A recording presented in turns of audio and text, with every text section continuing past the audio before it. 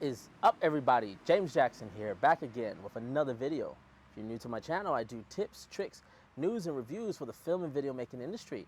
So if you do like the content here, please make sure to subscribe to the channel and hit that bell so you can stay up to date on all the content going forward. Really, Clouds? The Clouds were just one of the, like, no, kill the lights, kill the lights. So today I'm going to be talking about two different items that I think you should absolutely must buy to improve the performance and your experience with if you're looking to get the Canon EOS R5.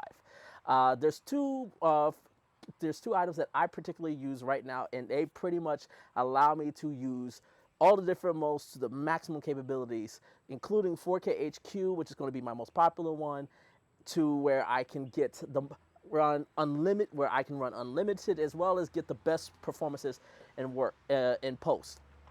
But the first one I'm going to talk about is actually probably going to be something that you guys probably don't think about. You've seen me talk about this one before. If you've seen my videos on the Pocket Cinema Camera 4K and the 6K, and that is this guy right here. This is the Core SWX Powerbase Edge battery. I absolutely love this battery. Man, trucks are out right now for some reason. I've been using this forever for my pocket cameras, and I originally was going to get the battery grip for the Canon EOS R, but I decided let me try this out first to see maybe I can just save myself 350 bucks. And turns out I not only save myself 350 bucks, I also get more bang out of this than the actual battery grip. Now, let me be very, very clear. I'm talking specifically in terms of video. If you are a photographer, the battery grip is probably obviously going to give you a little bit more service to what you do, as you can do flip it to do verticals. But in terms of just being a power management for your R5, this thing is hard to beat. So when I've been filming with the EOS R5, I've only been using the LPE6 battery that has came with it. I typically have been getting, I would say, about of continuous runtime, I would say about an hour and a half, 2 hours, 2 hours maybe if I'm a bit more conservative, which is, I think, is a pretty decent runtime for a battery. Again, I'm coming from Pocket Cinema cameras, and my C200, like on its battery it comes with, it lasts for about an hour, 2 hours on that single battery. And I think with the newer batteries, with the battery grip, you do get, I think, about 4 hours, like 4 hours, 3.5 hours with it, based on people's that does the test, which is still a nice, good, solid runtime. But it doesn't compare to this battery right here. To understand right here, I shot an entire, if you remember, I said I shot a BTS. I shot the entire BTS with this battery grip, with this V-mount battery, with this dummy battery plugged into the R5, and just plugged in here, and I ran the entire shoot off this one battery, and then I went back the next day, did another shoot with a friend of mine who, it was like just a small, like 2.5 hour shoot. Did that with him. Then I went to another friend of mine's house, and we did our 2 hour like continuous runtime test of the R5 with my Atomos recorder, which I'll get to in a second. And we did all that, and all of this off this one single battery. And after all of that, so that's 2 days of continuous recording, I probably still had an hour and a half of battery runtime off this one thing. So judging when you plug it in, and the beauty about this thing, if you haven't seen one of these guys, let me see if I can get the camera to focus on this. If you will see here, it actually has a little LCD screen that will tell you how much power it has left. And normally, like, it's like normal thing, it'll set up, it'll say 3 hours. But once it plugs it in, it actually calculates how much power you're actually getting. And from my little tests, it would tell me I get about 6.5 to 7 hours of runtime, of battery runtime, by plugging this dummy battery into the LPC6 slot using this. 6.5 hours. That's almost, that's basically doubled what the battery life of the battery grip is. with the EOS R5. So not only are you taking heat away from the camera through the battery slot with this dummy battery and putting it here, you're getting significantly longer run times with this battery than the battery grip that comes with. And by also, this little set right here is about $100 cheaper than purchasing the battery grip. This is the battery grip, I believe, is like $350. This is, together with this and the dummy battery, is like $235 altogether. So to me, this is, in terms of video work, this is a no-brainer. Now, this battery is not altogether perfect. There is one con that I don't like, and that is the thing that holds the camera together in this quick release plate. I mean, it does a great job. It holds it together, but there's a little bit of, I don't know if you can hear it, there's a little bit of a give, and when you got the camera on it and it's wobbling, you definitely hear it and notice it. So if you have audio that's on the camera, it will definitely pick that up if you're not careful with it. Now, it's never actually came loose. I've never actually had it come loose, but it is something that you should be aware of with this battery. But overall, I love this thing. I've loved it with my pocket cameras, and I love the fact that you can actually plug it in and charge it. So even when it's plugging and powering and supporting the camera, you can still plug it into a wall and recharge it. So you can pretty much run days and days upon days and never have to worry about, switching out batteries. And if for some reason you do want to record something for 8 hours straight, you can do it with this. The second item is going to be a little bit harder to get and talk about because I am recording on it right now, and that is the Atomos Ninja Inferno, or an external recorder. This solves, the external recorder solves so many different things going to an external recorder. Number one is obviously the overheating issue, so you don't have to worry about overheating. And I've tested it in 4K 60, 4K 24.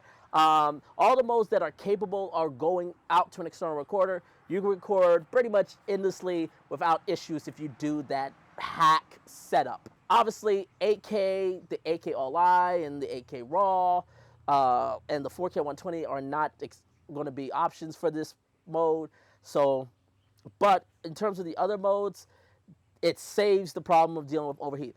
The other issue that it solves is the record limit. So beyond the heat limit, there's actually a record limit on the camera. And this solves this whole thing because you're sending it to an external recorder and it just basically records continuously or until the media fills up.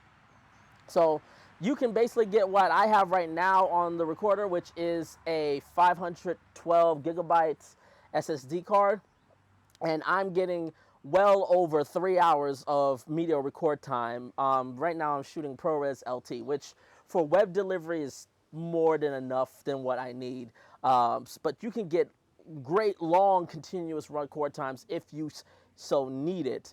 So this solves the overheating time, it solves the record limit, but also it solves the post-production issues that you may have with the R5. I will say this, the H.265 files, they are very difficult to deal with. The 4K HQ doesn't seem to be as troubling as the others, but it's still a pain to deal with. The 8K especially, the 8K H.265 files are especially troubling to deal with.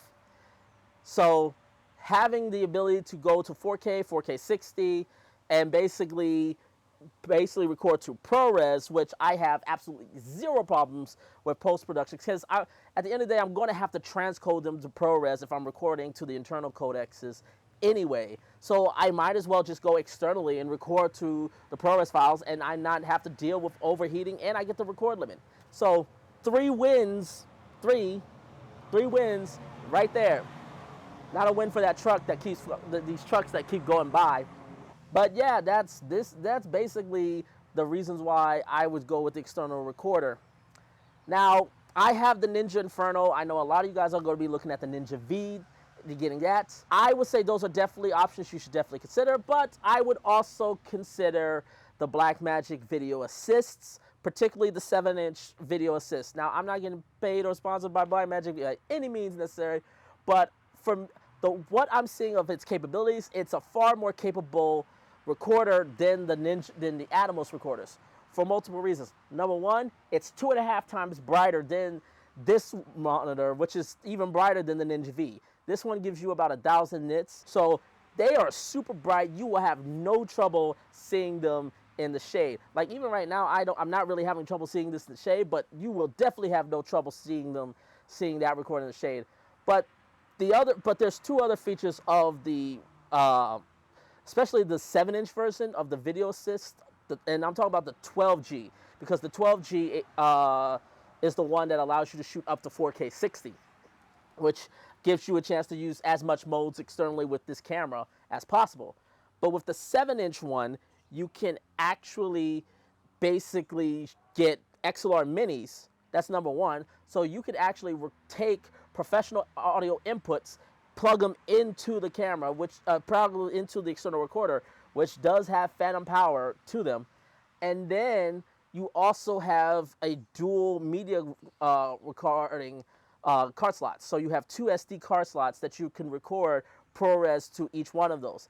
Now, the cards you can use to record ProRes, especially 4K 60, is very limited. I would strongly recommend you check out Blackmagic's website and see which cards you would need in order to get it, because based on my own personal experience, if they don't approve of the SD cards, you can really run into a situation where you may lose all your footage.